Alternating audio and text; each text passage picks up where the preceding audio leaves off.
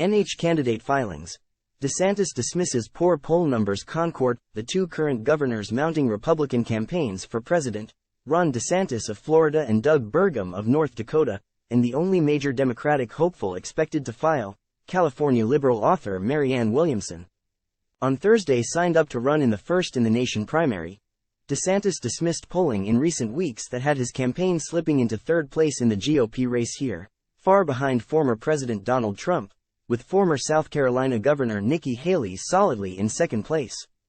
Time equals 400 Ms. greater than, I think New Hampshire is so wide open. I think people have not made up their mind at all in this race. I think there is a lot of ground to be trod on here, DeSantis told reporters. Trump would be a lame duck president on day one, if he's elected, DeSantis said, adding that as a result Trump was unlikely to accomplish much given all the political and legal baggage he has carried. Democratic Party Chairman Ray Buckley said it's clear to him that DeSantis' campaign is in free fall. No matter how many times DeSantis tries to reboot, New Hampshire voters have already shown that they will reject his unpopular, extreme agenda in 2024, Buckley said in a statement Thursday. DeSantis said he's the only candidate in the race with military experience, having left Harvard Law School to enlist in the Navy and fight al-Qaeda in the Middle East. He belittled Haley's role as former ambassador to the United Nations. I think the UN is a worthless organization, quite frankly, and all they do is just sanction Israel. That is all they are good for, DeSantis said. I think they have simply been a disgrace, North Dakota Gov. Burgum joined DeSantis in faulting Trump for criticizing Israeli Prime Minister Benjamin Netanyahu. Trump said Netanyahu did not help the United States in a 2020 drone strike that killed the leader of an Islamic Revolutionary Guard group responsible for terrorist attacks. I'll never forget that Bibi Netanyahu let us down, Trump said during a rally in Palm Beach, Florida. That was a very terrible thing. DeSantis. Israel needs to eliminate Hamas network. Burgum said the comments were uncalled for. It's not about criticizing. If you want to do that, be a pundit on TV, Burgum said. If you want to lead, you have to go in and take responsibility for what is going on and provide a path going forward. DeSantis went even further in his criticism, calling Netanyahu a personal friend, who he visited with during a Florida trade mission to Israel. You may have personal vendetta or beef with him, but is that the time to be attacking him and the Israel defense minister? DeSantis asked rhetorically. You aren't going to find me throwing verbal grenades at the Israeli leadership. DeSantis agreed with Haley that the goal for Israel should be to end Hamas, the Palestinian militant group responsible for the atrocities in Israel that killed more than 1,200, including at least 24 Americans. I think Israel needs to not just have a reprisal, but they need to uproot and eliminate the entire network, DeSantis said. Burgum said when he entered the race last June, he said the economy, energy and national security were the top three issues.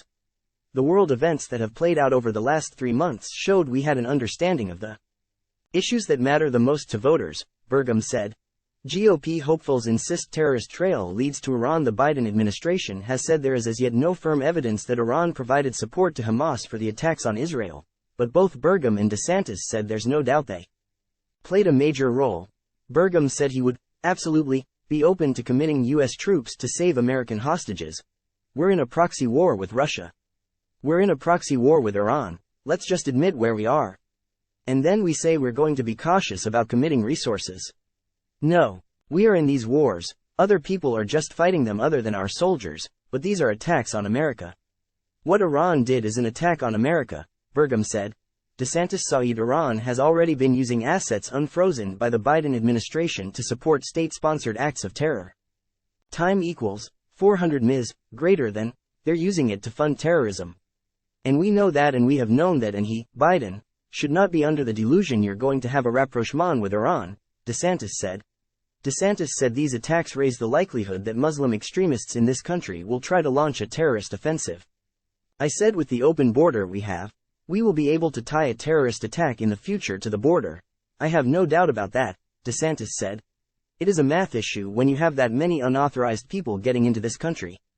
Time equals 400 Ms. greater than. Williamson said she was not discouraged by the fact that environmental lawyer Robert F. Kennedy Jr. decided earlier last week to abandon his Democratic campaign and run as an independent. Mounting an independent campaign is risking our democracy. I am not criticizing Kennedy for that, but I would have a hard time accepting it, Williamson said. My heart says be here, right now. I believe in the traditional values of the Democratic Party. She called it ridiculous that the Democratic National Committee would threaten her and any candidate with sanctions if they campaigned here, even though New Hampshire violates a DNC schedule of primaries. Even though the party could take delegates from me, it cannot take from New Hampshire the significance of this primary, Williamson said. Clandrigan at unionleader.com.